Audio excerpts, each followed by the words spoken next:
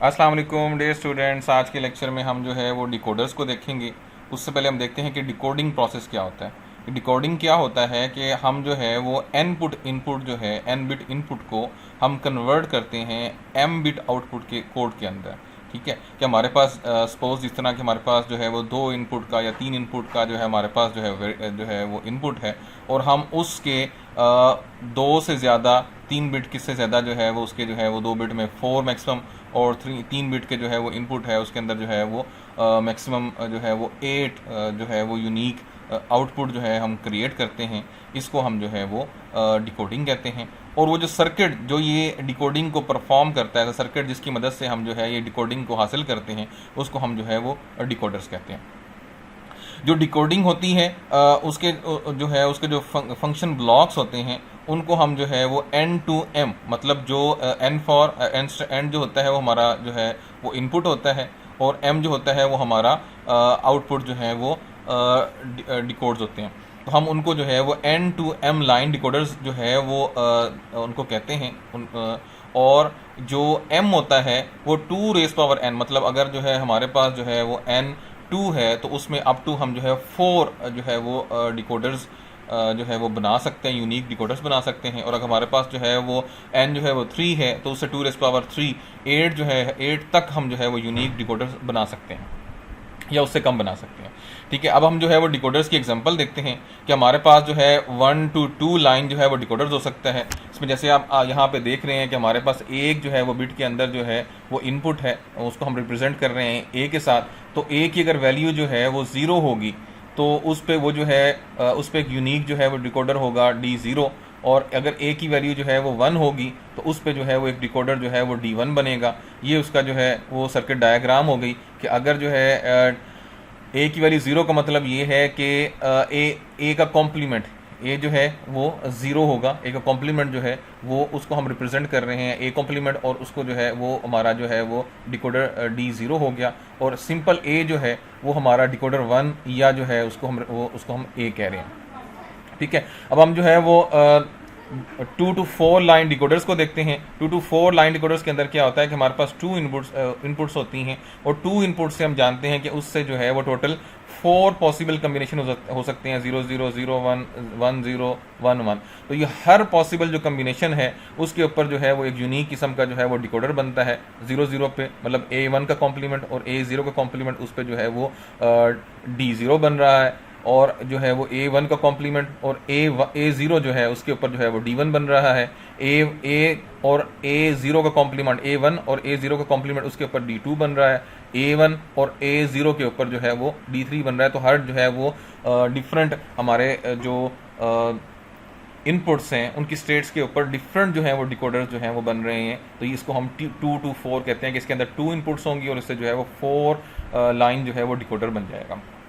ठीक है, अब इसका भी इसी तरह जो है वो सर्किट डायग्राम है कि यहाँ पे जो है वो different A1 complement A0 complement के ऊपर जो है हमारा ये बन रहा है, इस तरह बन रहा है। तो ये इस तरह डिफरेंट जो है वो स्टेट्स के ऊपर हमारा डिफरेंट जो है वो सर्किट बन रहा है। ठीक है, अगर हम जो है यहाँ पे एक बात नोट करें कि इस हमारा जो 2 to 4 लाइन डिकोडर्स होता है उसके अंदर हमारे जो हैं वो ये 2 हमारे पास जो हैं वो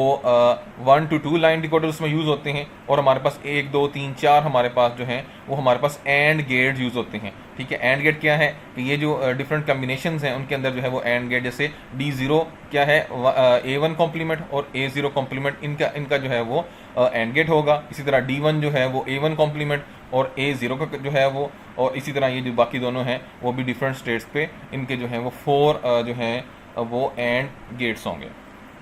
ठीक है, अब हम जो है वो एक और जो है इसकी एग्जांपल देखते हैं। 3 to 8 लाइन डिकोडर्स को देखते हैं। 3 to 8 लाइन्स के अंदर क्या है कि 3 जो है हमारे पास n है कि हमारे पास 3 जो है वो हमारे पास बिट्स हैं, 3 हमारे पास वेरिएबल्स हैं, और 8 क्या है कि उनसे हम जो है वो 8 डिफरेंट किस्म के 8 डिफरेंट किस्म के जो है हम उनसे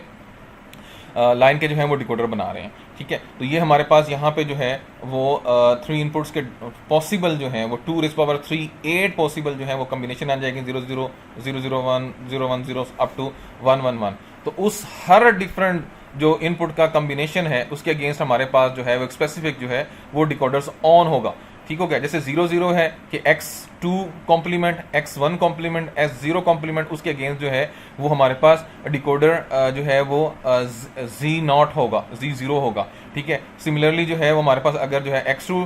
जो है वो कॉम्प्लीमेंट है, x1 कॉम्प्लीमेंट है और x 0 है तो उसके अगेंस्ट हमारे पास जो है वो Z1 है। और सिमिलरली इसी तरह करके हमारे पास जो है वो 1 1 मतलब x2 x1 और x0 उस पर जो है वो लास्ट वाला जो है वो होगा। इसी तरह हमारे डिफरेंट स्टेट्स के ऊपर 8 स्टेट्स के ऊपर हमारे पास डिफरेंट जो है वो डिकोडर्स का आउटपुट होंगे, ठीक है। ये ब्लॉक डायग्राम नजर आ रही है, यहाँ पे आप जो है हमारे पास जो है वो 3 वेरिएबल्स हैं, x0 x1 और x2, और उनसे हमारे पास जो है 0 से लेके 7 तक मतलब 8 हमारे पास जो है वो आउटपुट जनरेट हो रहे हैं। और हम ऑलरेडी जिस तरह कह चुके हैं इस ट्रुथ टेबल के अंदर कि हमारे पास Z0 Z1 Z2 Z3 Z4 Z5 6 और 7 जो है वो हमारे पास जो है वो आउटपुट्स हैं, और उनके अगेंस्ट जो है हर जो हमारा डिकोडर्स है उसके अगेंस्ट ये वाली जो है वो इक्वेशन बन रही है, ये जो एंड गेट यूज़ हो रहा है 3 जो है वो वेरिएबल्स का। तो ये हमारा जो है वो 3 to 8 लाइन। अब हम जो है वो 3 to 8 लाइन जो डिकोडर है उसकी जो है वो डायग्राम की बात करते हैं, उसकी सर्किट डायग्राम की बात करते हैं कि हमारे पास जो है वो 3 इनपुट्स हम ऑलरेडी कह चुके हैं कि n इसमें जो है वो 3 है,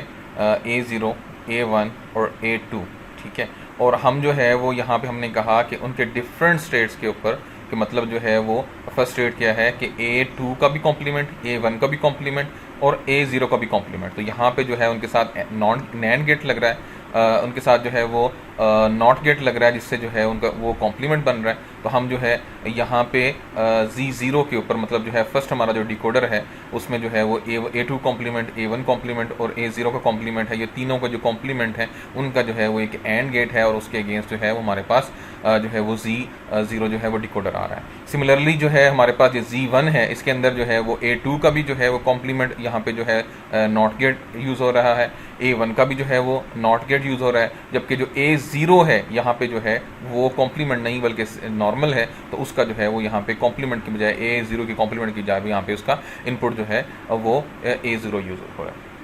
सिमिलरली यहाँ पे ये जो Z2 है यहाँ पे हमारे पास जो है वो A2 का कॉम्प्लीमेंट यूज़ हो रहा है इनपुट के तौर पे, और A1 जो है उसका कॉम्प्लीमेंट नहीं वो नॉर्मल यूज़ हो रहा है, और A0 जो है उसका भी जो है कॉम्प्लीमेंट यूज़ हो रहा है। तो इसी तरह जो है सिमिलरली हमारे 7 जो है 0 से लेके 8 तक 8 हमारे जो हमारे डिफरेंट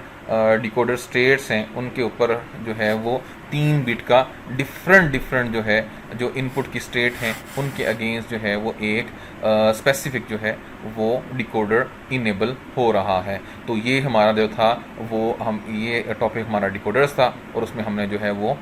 देखा कि डिकोडर्स क्या होते हैं, डिकोडिंग क्या होती है, और उसमें जो है 1 to